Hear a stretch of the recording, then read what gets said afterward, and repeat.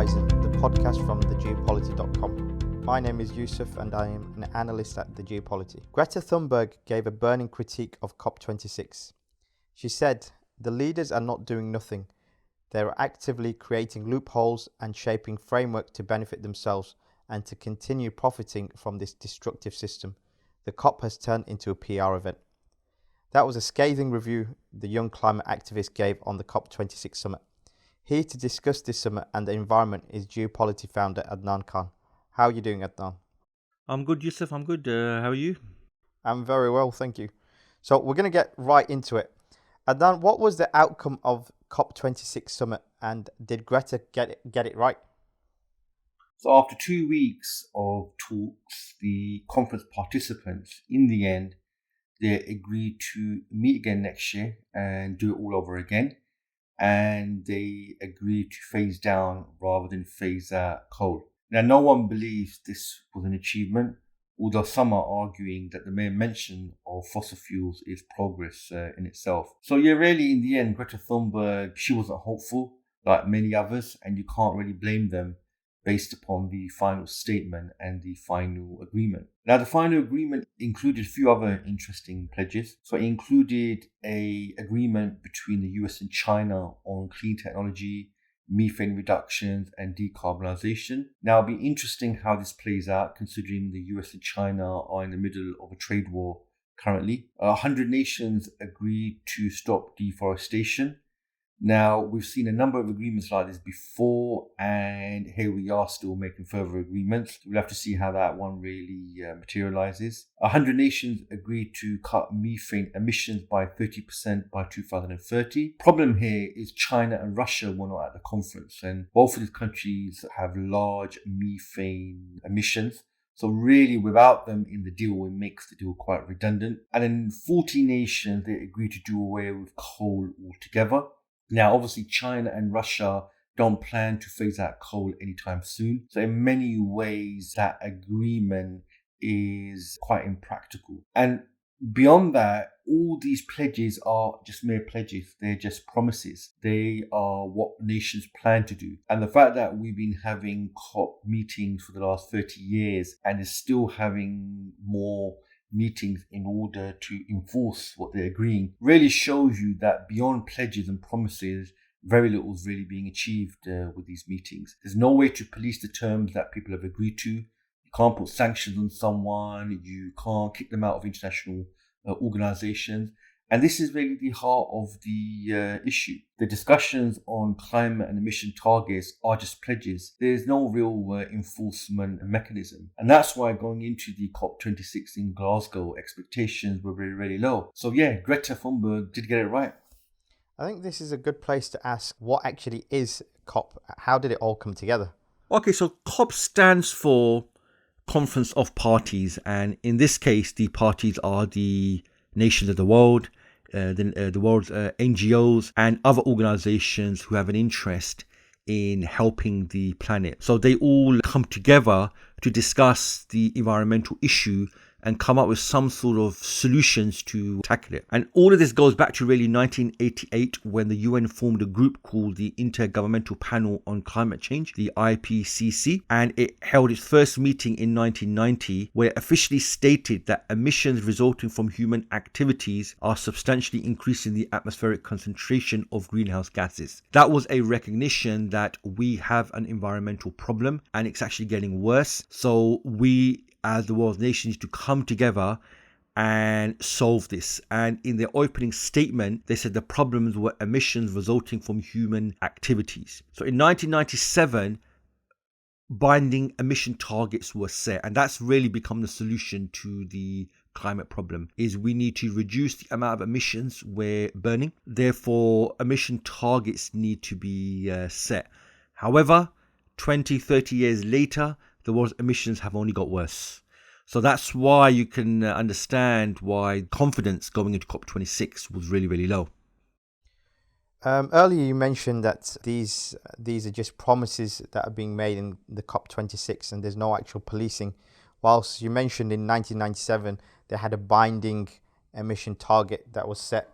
Obviously, there's contradictions between these 2 points. What's actually the problem? How do they actually enforce these things? So the problem you've really got here is the discussions around climate. They're not like United Nations where you have international law, where the law will be enforced.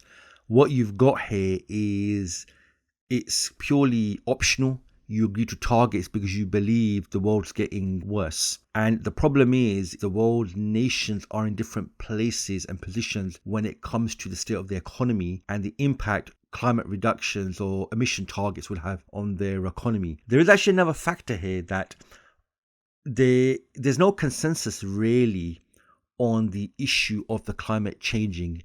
The opinions range from it's all a hoax to we need to get rid of fossil fuels and stop eating meat. And we have to keep in mind that climate change science is really, it's a theory.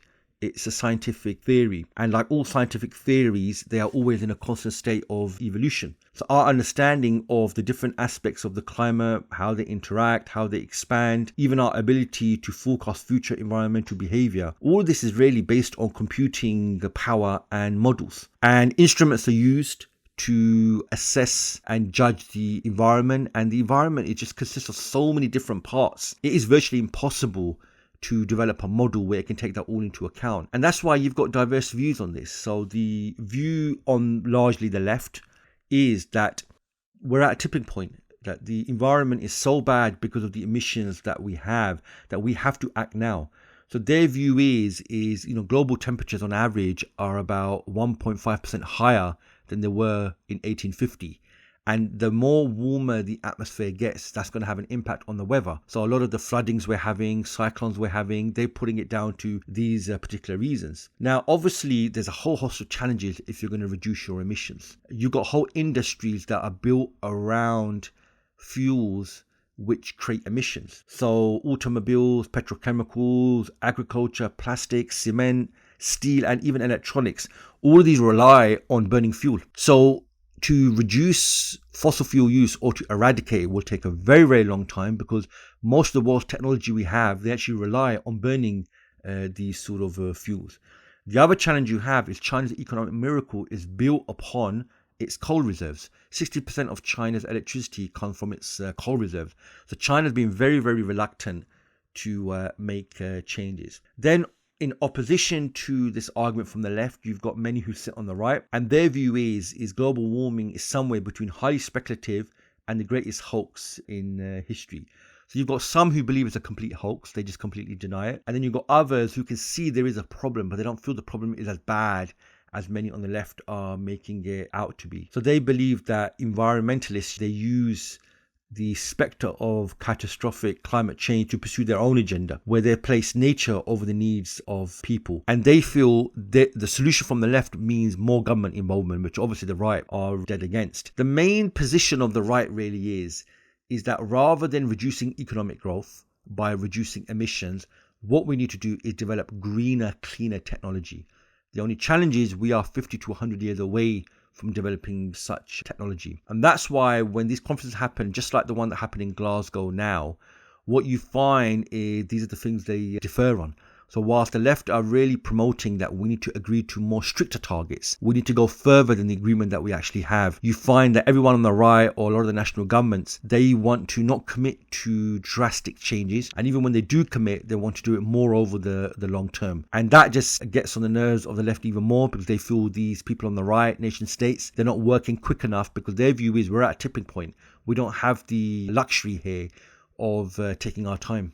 I guess part of the reason why there's no consensus on such a matter is because different nations experience the problem of climate in different ways. So I looking at from a Britain perspective, we don't really have things like flooding being such a big problem. I don't think many people mind if the temperature increases a little bit either. Would you say that's part of the reason why people may think it's a hoax?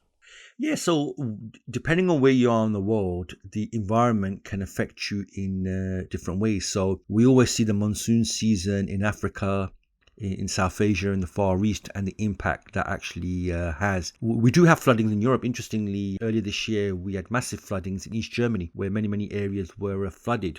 Now, a lot of this is being put down to climate change, that the climate is changing. There's not a consensus on this. Is this a result of the climate changing, or is this just the climate for what it actually is? It's not actually changing. Because when you say the climate is changing, what they are referring to is our human activities of burning fossil fuels, which is leading to more and more emissions, which is leading to the earth to overheat. That is what's causing this type of weather. And this is a position many people take, that this is actually the case. There isn't a complete consensus on this. But you're right, depending on where you are in the world, the climate affects you in different ways. So you're right, in Europe, and especially in the northern parts of the world, climate, we don't see what we see in other parts of the world of regular flooding, cyclones, hurricanes, these sort of things. So that definitely does have an impact. Now, Adnan, the pollution in our air, the waste in our rivers is getting worse day by day.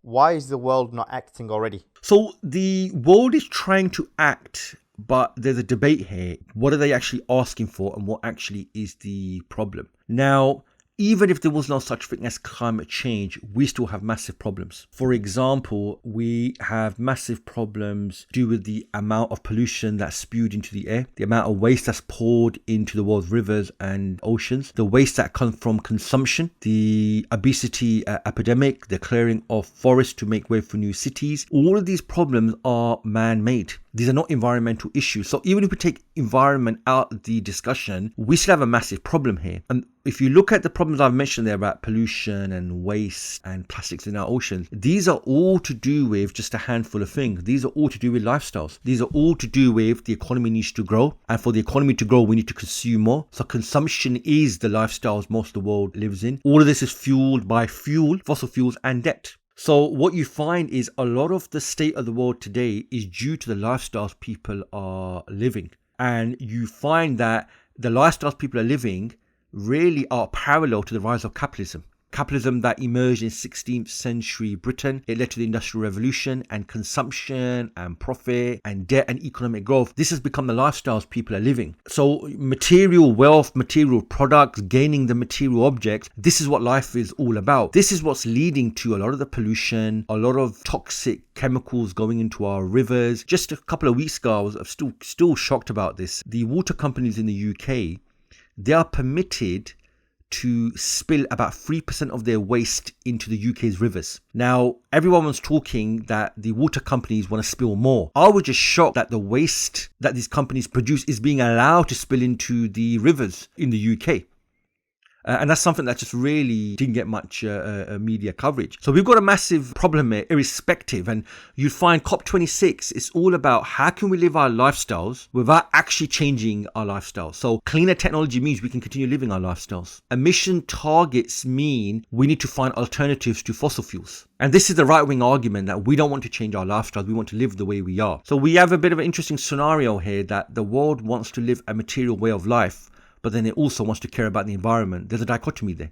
It's physically not possible. So the reason why things are getting worse is because, firstly, even the solution to the pollution we have, they can't agree on the solution because the ramifications are too big. So most nations in the world have been putting it off or delaying it. And then the other element here is are they even addressing the right issue? The issue here is the way people are living, the lifestyles people are living, and that's not even part of the discussion. This point that you make about lifestyle, what are you actually asking the people to change? That's the first question. And linked to that is, how come none of the other people, activists, leaders in the world are talking about this particular thing, about lifestyle?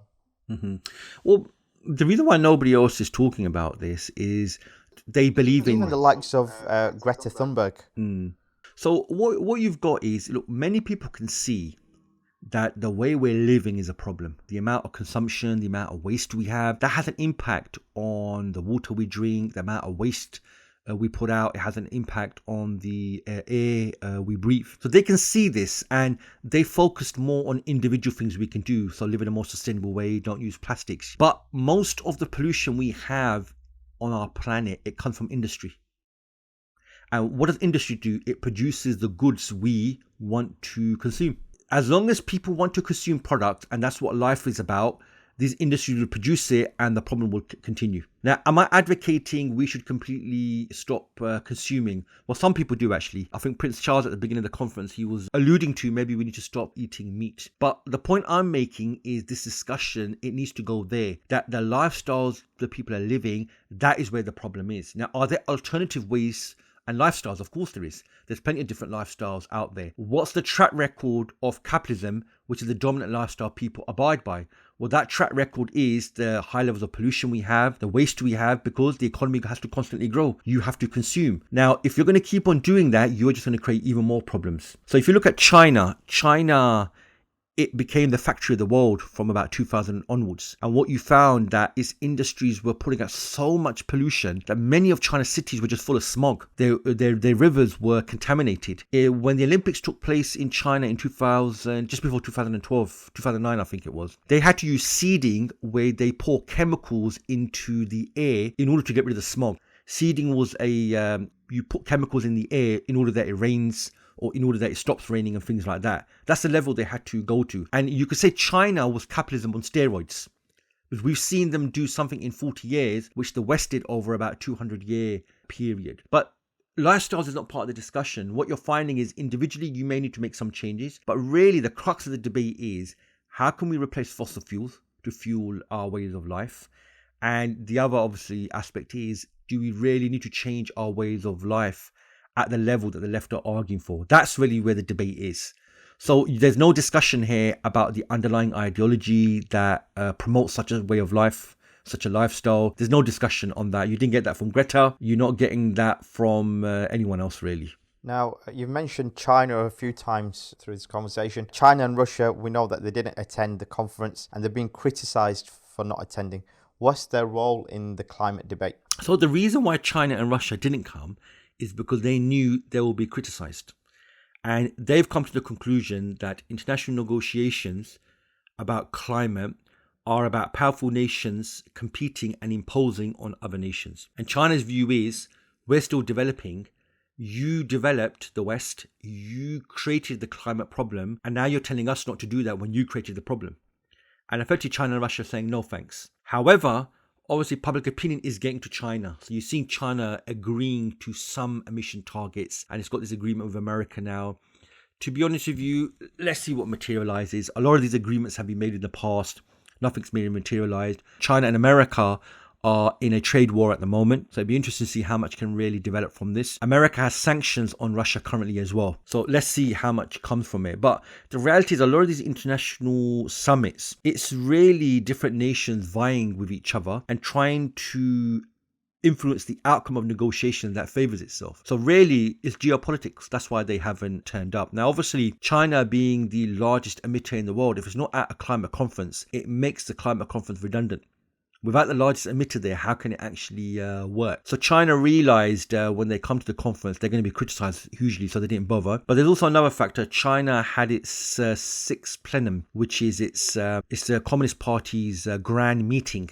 That took place this week as well. So there's probably a conflict there anyway. Last question. I know you've touched on it. Where do you see this whole climate problem heading? So what I forecast or what I can see is I think we're just going to see more of the same. I can't see drastic changes being made by the Western nations. I can't see them giving more finance to help the developing world. I think the changes require too much fundamental change. It would require change. The whole fossil fuel industry has to go. The whole, if you think about it, whole industries are based on fossil fuels. So until you don't have a few, remember 80% of the world still runs on fossil fuels. So until you can't replace these with other fuels, really I can't see anything drastically changing, which means the environment will get worse. We will pollute more of the atmosphere. There will be more waste. That's going to be there. And if people believe life is all about consumption, it's about fulfilling your material desires, then things will really only just get worse. The fact that you could do it more efficiently sort of like defeats the purpose. It just means you're doing it in a more cleaner way, but that defeats the purpose. The lifestyle of where the material needs are what life is all about. That is what's got us to the problem that we have. So yeah, unfortunately, I think I'm with Greta on this one. There's nothing really much positive one can really say on where things are heading. There'll be an agreement today. They will probably meet again. I mean, part of the agreement is they're going to meet in a year's time again to see if the agreement's been adhered to and to have more targets. So again, we seem to be having a lot of meetings to agree when to have future meetings, and I think that's quite telling the direction things are going. Some very interesting points you've raised today, Adnan. Thank you for your time. If you want to learn more about the issues raised today, please check out our website, www.thegeopolity.com. You can also learn more on other issues by accessing our website, where you'll find comprehensive insight. I'm Yusuf. Thank you for listening.